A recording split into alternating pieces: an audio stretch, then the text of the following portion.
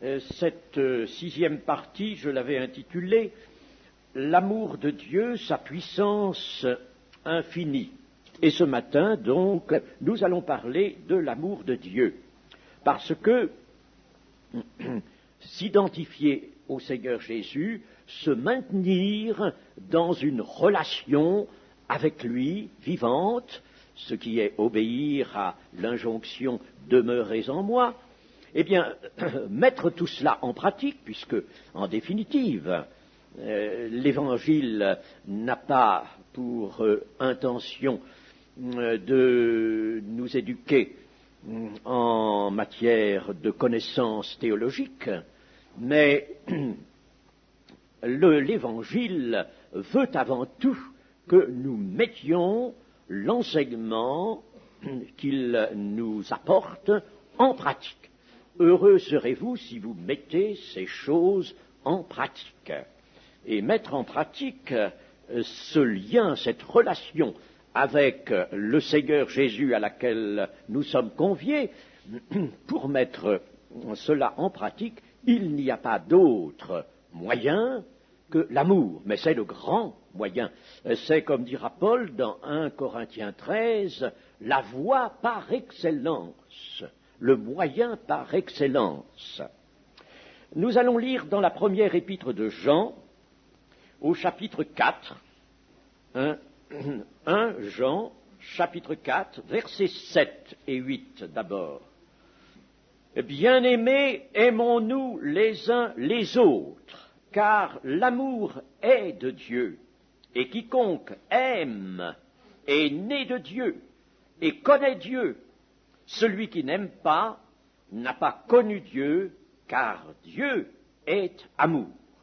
L'amour de Dieu a été manifesté envers nous en ce que Dieu a envoyé son Fils unique dans le monde afin que nous vivions par lui. Et cet amour consiste non point en ce que nous avons aimé Dieu, mais en ce qu'il nous a aimés et nous a envoyé son Fils comme victime expiatoire pour nos péchés. Bien-aimés, si Dieu nous a ainsi aimés, nous devons aussi nous aimer les uns les autres.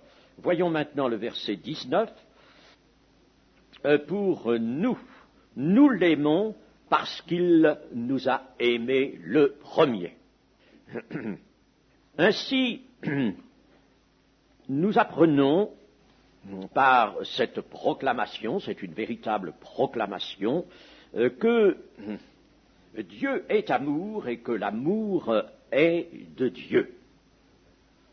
Et c'est Dieu qui a pris l'initiative de l'amour, il ne pouvait pas, certes, en être autrement.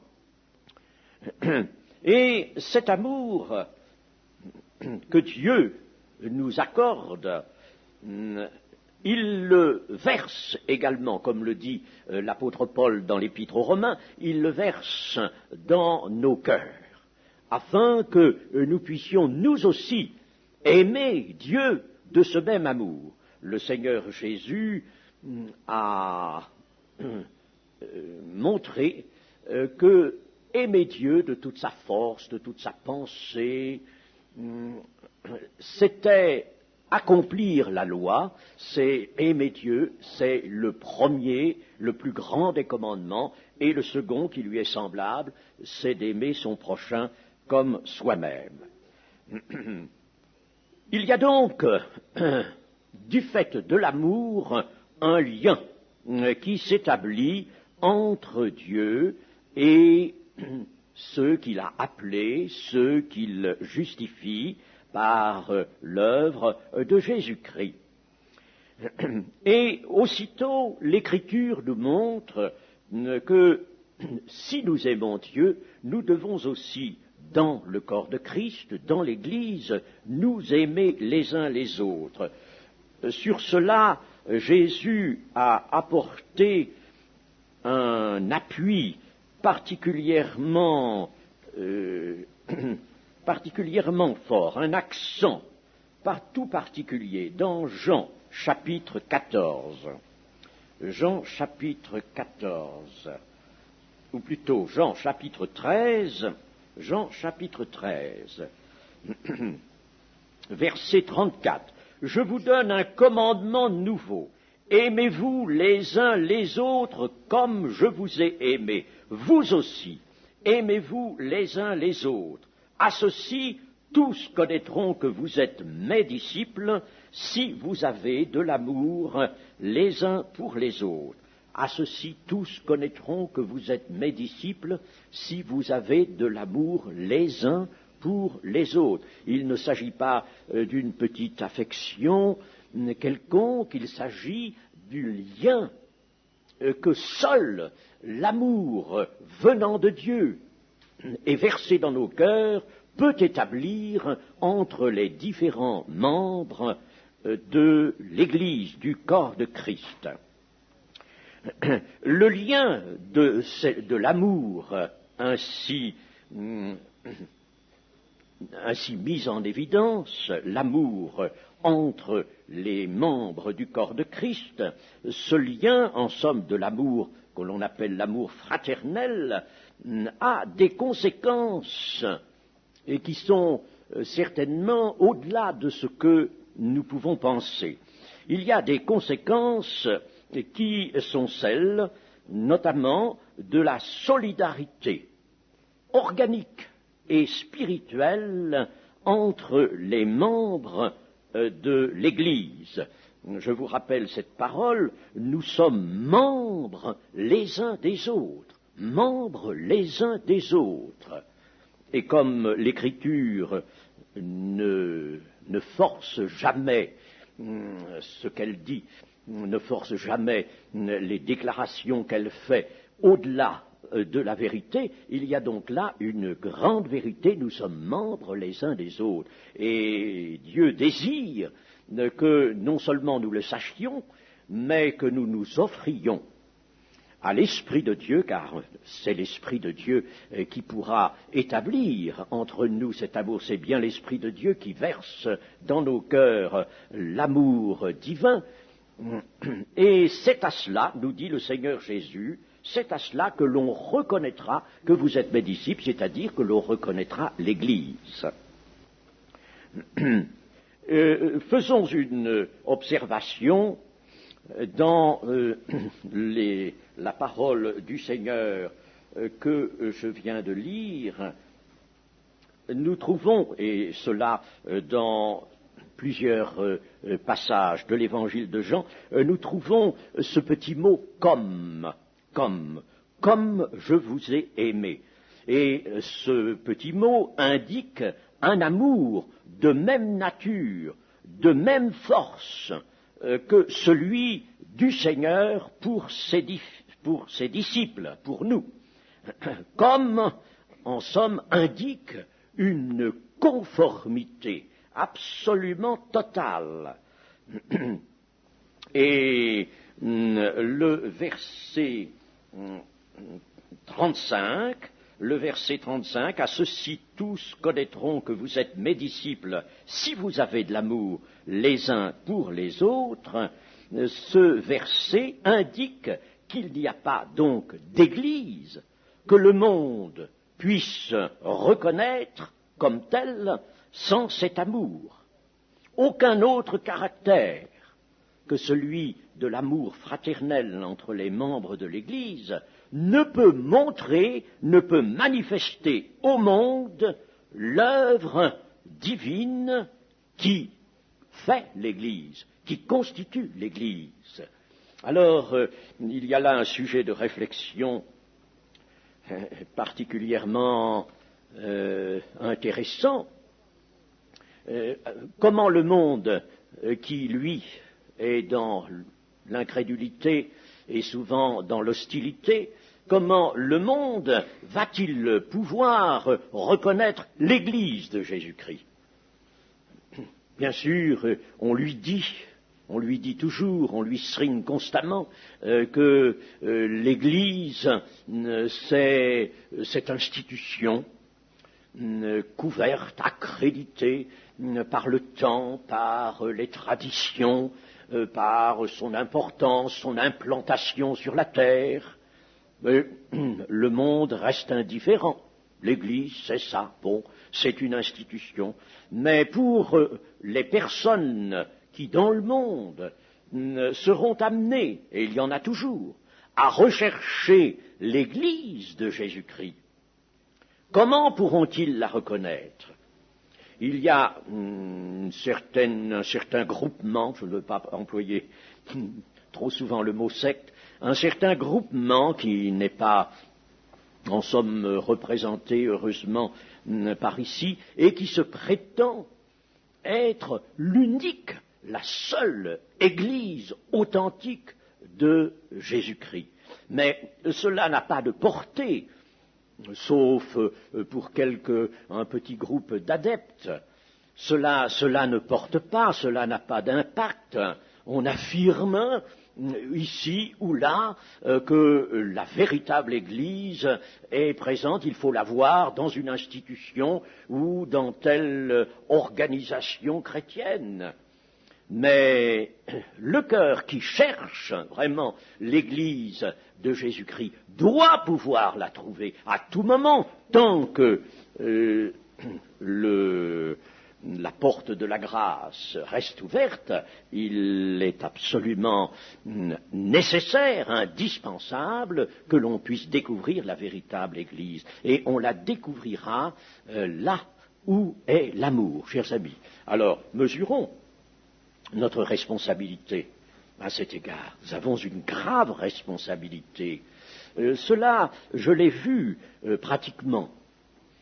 J'ai eu l'occasion de rencontrer des personnes qui, en effet, cherchaient l'Église, se disaient, mais certes, je suis attiré vers le Christ, mais je voudrais bien trouver la véritable Église. Où est-elle, cette véritable Église?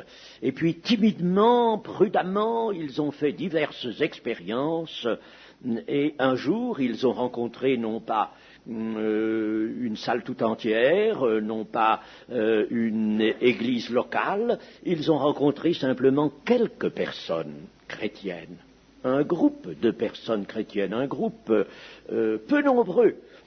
Et alors là, ils ont reconnu l'amour.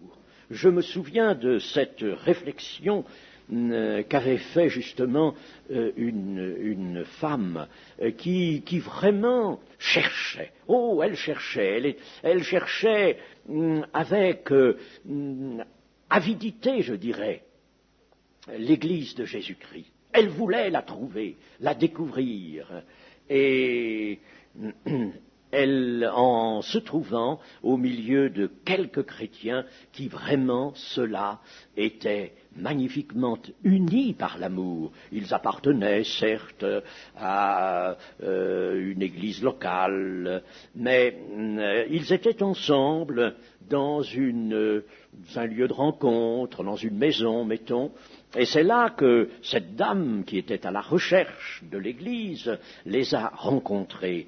Et alors, voyant comment ils s'aimaient, elle a mis le temps, un certain temps, pour les observer, pour voir, pour se laisser elle-même même renseigner sur ce que pouvait être le lien entre ces chrétiens. Et quand elle a senti que ce lien était le puissant lien de l'amour divin, elle a eu un véritable cri, c'est ici l'Église de Jésus-Christ. Ça, je suis sûr, là, c'est l'Église de Jésus-Christ. Chers amis, c'est une chose qu'on laisse trop souvent de côté. Il ne devrait pas y avoir la moindre petite contrariété, le moindre petit différend, le moindre agacement. Vous savez que Moïse s'est énervé devant le peuple d'Israël dans une certaine circonstance, et Dieu n'a pas apprécié, il lui a même dit qu'il avait péché. Il avait péché. Alors, pas le moindre énervement, mais, comme le dit l'Écriture, se supporter les uns les autres, même se soumettre les uns aux autres, considérer l'autre comme supérieur à soi. Si vraiment tout cela était mis en pratique, tout cela mis réellement en pratique, et c'est le Christ qui nous dit de mettre tout l'enseignement évangélique en pratique, de le vivre. L'Évangile nous est donné pour le vivre. Eh bien, alors là, chers amis, nous aurions vraiment le visage, nous aurions le vrai visage de l'Église de Jésus-Christ. Et alors, on n'y trouverait pas de ces défigurations. Vous savez, l'Église de Jésus-Christ se trouve en effet souvent défigurée par des dissensions, par quelques inimitiés, peut-être par même simplement des attitudes d'indifférence, simplement parce que les cœurs ne sont pas remplis de cet amour fraternel. Alors, l'Église est défigurée, elle est défigurée, absolument défigurée. Ou si elle n'est pas pleinement défigurée, elle n'a pas son visage aux yeux du monde. Elle n'est pas vraiment cette Église reconnaissable par n'importe qui. C'est bien ce que nous dit le Seigneur. Aimez-vous les uns les autres, à ceci, tous connaîtront que vous êtes mes disciples si vous avez de l'amour les uns pour les autres. Nous allons revenir à la première épître de Jean, et cette fois-ci au chapitre 3. Le chapitre 3, je lirai du verset 11 au verset 18. Car ce qui vous a été annoncé et ce que vous avez entendu dès le commencement, c'est que nous devons nous aimer les uns les autres et ne pas ressembler à Caïn qui était du malin et qui tua son frère. Et pourquoi le tua-t-il? Parce que ses œuvres étaient mauvaises et que celles de son frère étaient justes. Ne vous étonnez pas, frères, si le monde vous hait. Nous savons que nous sommes passés de la mort à la vie parce que nous aimons les frères. Celui qui n'aime pas demeure dans la mort. Quiconque hait son frère est un meurtrier. Et vous savez qu'aucun meurtrier n'a la vie éternelle demeurant en lui. Et nous avons connu l'amour en ce qu'il a donné sa vie pour nous. Nous aussi, nous devons donner notre vie pour les frères. Si quelqu'un possède les biens du monde et que, voyant son frère dans le besoin, il lui ferme ses entrailles, comment l'amour de Dieu demeure-t-il en lui? Petits enfants, n'aimons pas en parole et avec la langue, mais en action et avec vérité. Par là, nous connaîtrons que nous sommes de la vérité et nous rassurerons nos cœurs devant lui. Car si notre cœur nous condamne, Dieu est plus grand que notre cœur et il connaît toutes choses. J'arrête ma lecture ici. Ainsi, l'amour mutuel est inscrit dans la révélation de Dieu. Il est inscrit en bonne place, en bonne évidence. Il ne s'agit pas de voir l'Église comme une société amicale, même s'il y a certains aspects de cela. Mais il y a pour elle un message de Dieu et une réalité fondamentale dans cet amour mutuel qui est à vivre. Et cette réalité étant vécue, la vérité apparaît.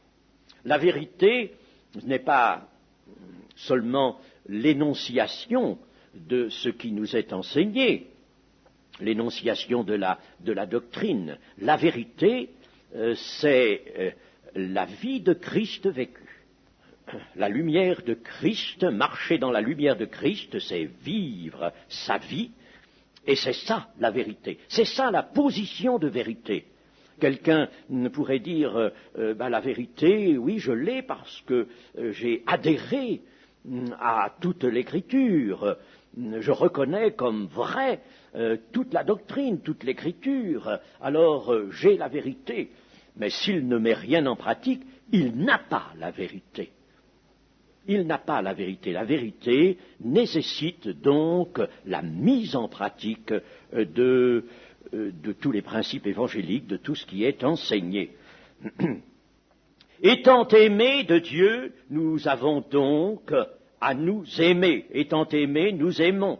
L'amour divin passe à travers nous et se prolonge au-delà de nous et par nous. Et c'est ce qui fait le lien de l'Esprit, il est appelé ainsi, qui unit tous les membres de l'Église les uns aux autres et qui fait dire à Paul, nous sommes membres les uns des autres.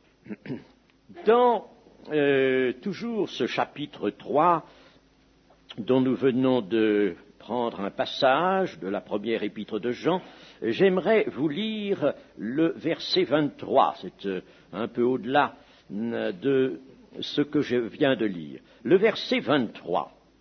Et c'est ici mon commandement, que nous croyons au nom de son Fils Jésus-Christ et que nous nous aimions les uns les autres selon le commandement qu'il nous a donné.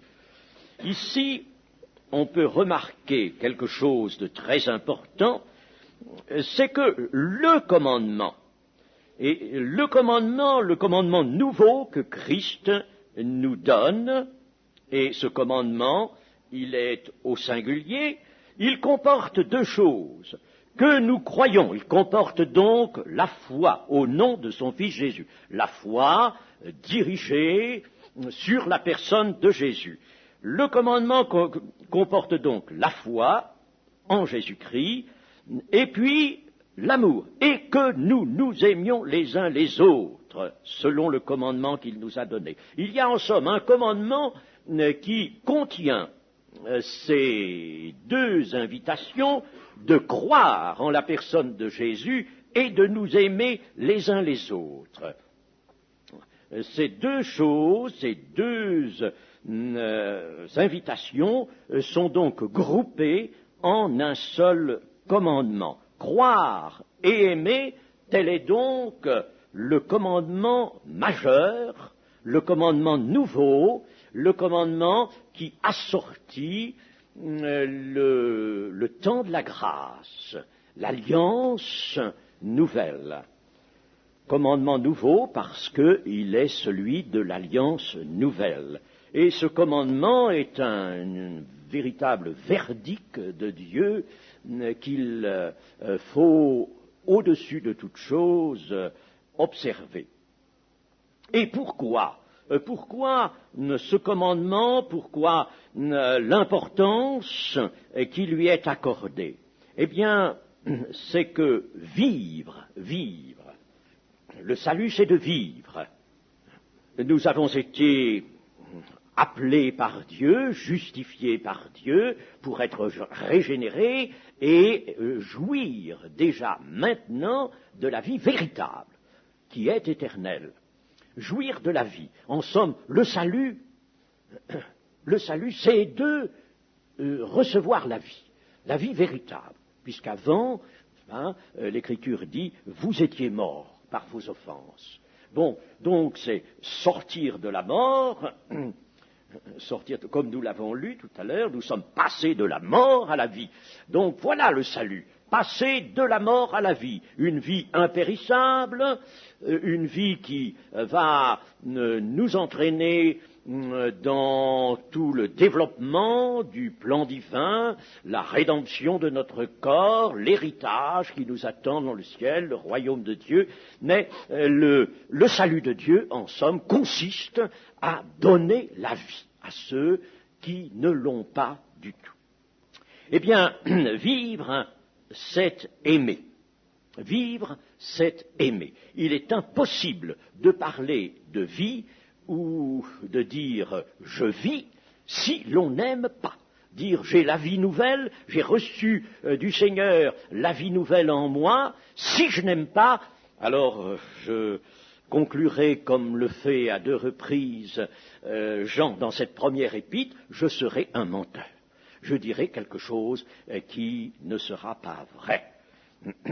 Vivre, c'est aimer. On ne peut pas vivre la vie nouvelle sans aimer de l'amour divin, chers amis.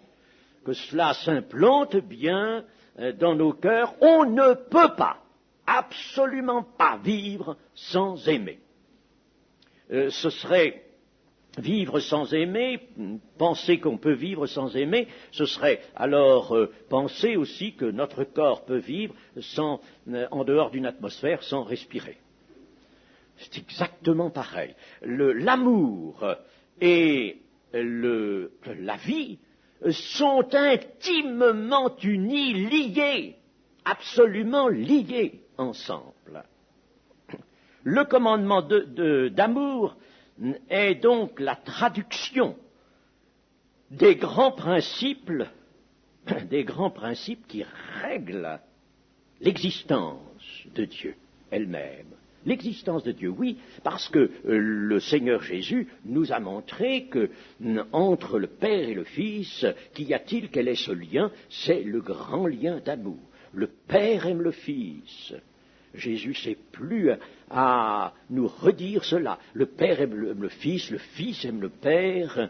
Cet amour parfait, ce lien, je dirais même que cette relation d'amour du Père et du Fils est fondamentale, et c'est de cette relation-là que provient l'œuvre qui s'accomplit au niveau de l'Église, dans l'Église, au milieu des hommes, des pécheurs repentis et pardonnés que nous sommes.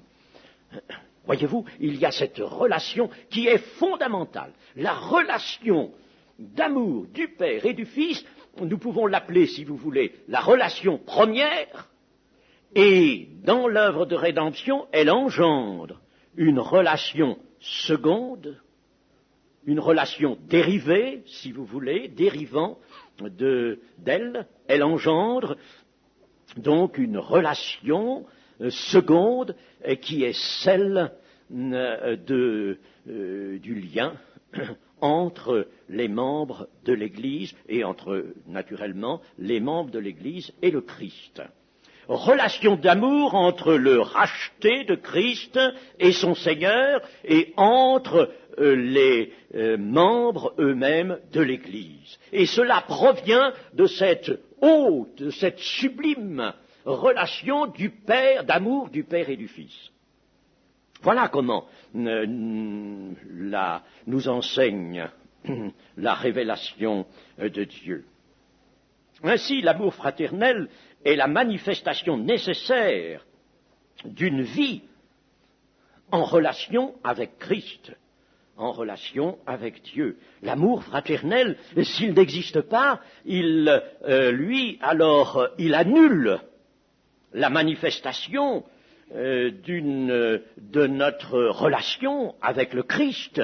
Il est impossible, c'est ce que nous dit Jean, il est impossible de dire qu'on connaît Dieu, que l'on est dans la communion, si l'on ne s'aime pas entre nous-mêmes, entre nous. Donc, l'amour fraternel est bien la manifestation indispensable d'une vie en relation avec Dieu. Et cet amour fraternel, comme nous l'avons vu, dans le chapitre 13 de Jean particulièrement, ou dans la première épître, ici, au chapitre 3, cet amour fraternel est le signe de la vie. Il est le signe de la vie. Voilà pourquoi il est le signe de l'Église. C'est pour cela qu'il est le signe de l'Église.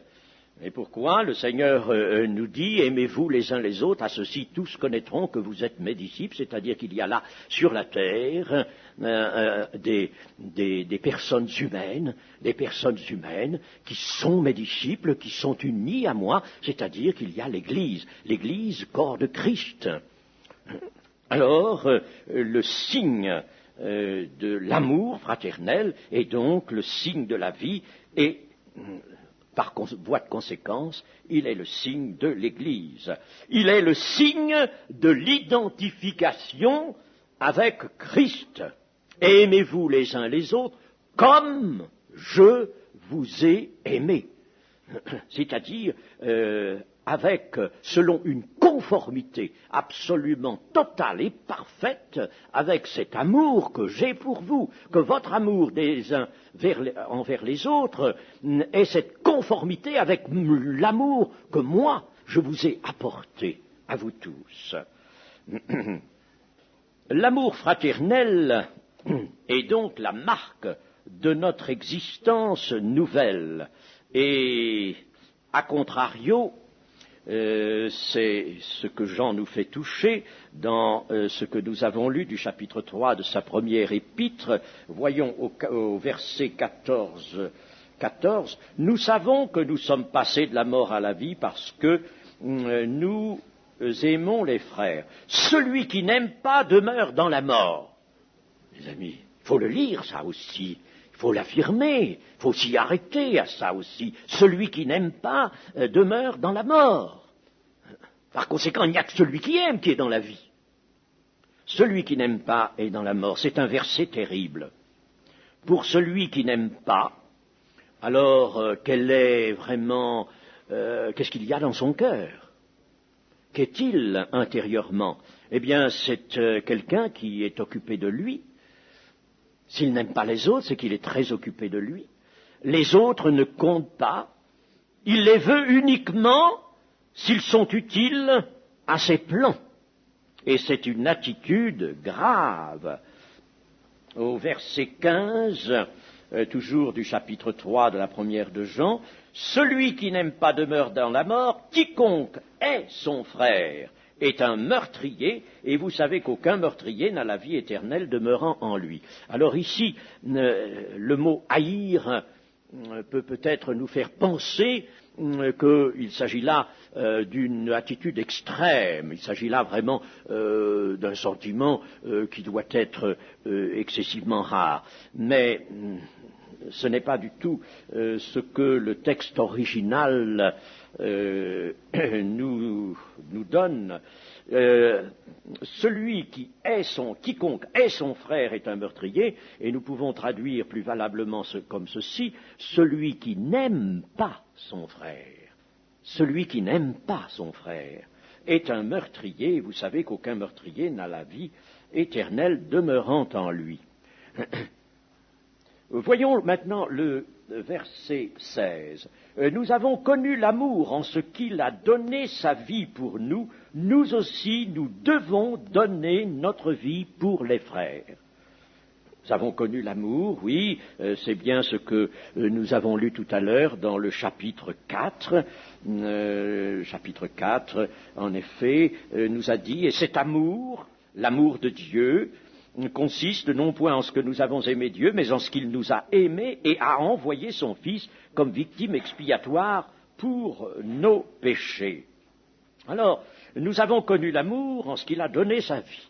Dans cette œuvre qui a amené le Christ à se substituer à l'homme pécheur. D'abord à s'identifier à lui, à prendre sa charge, à prendre son fardeau, tout son péché, toute sa culpabilité devant la justice de Dieu, et s'en charger, passant ainsi dans la mort pour expier ce péché. Bon, alors c'est là que nous avons connu l'amour, c'est en cela que nous reconnaissons le grand amour de Dieu. Alors, un corollaire, nous dit Jean, nous aussi, nous devons donner notre vie pour les frères.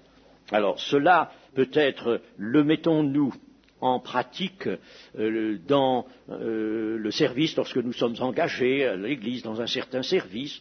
Alors nous nous dévouons, et il est assez fréquent, heureusement, que bien des chrétiens vraiment abandonnent des avantages qu'ils pourraient avoir personnellement pour leur bien-être ou leur satisfaction personnelle, afin de se dévouer pour les autres. Il est évident que l'amour sans le dévouement ne peut pas être l'amour.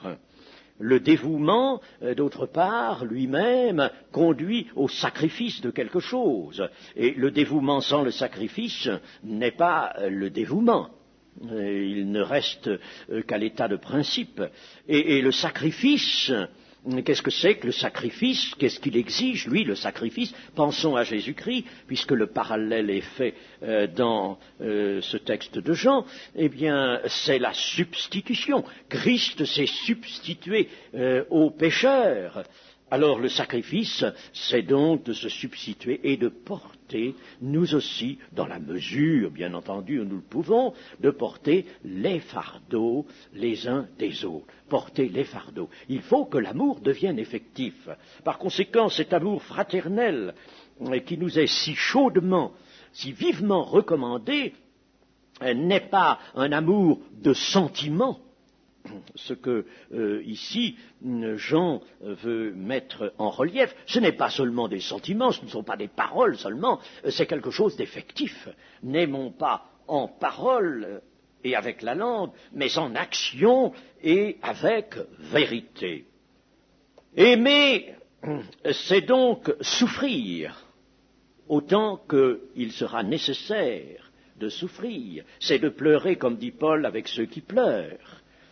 C'est d'aider, c'est d'user de cette qualification qualification qui est apportée par le Saint-Esprit de pouvoir secourir les autres. Secourir, il y a un don.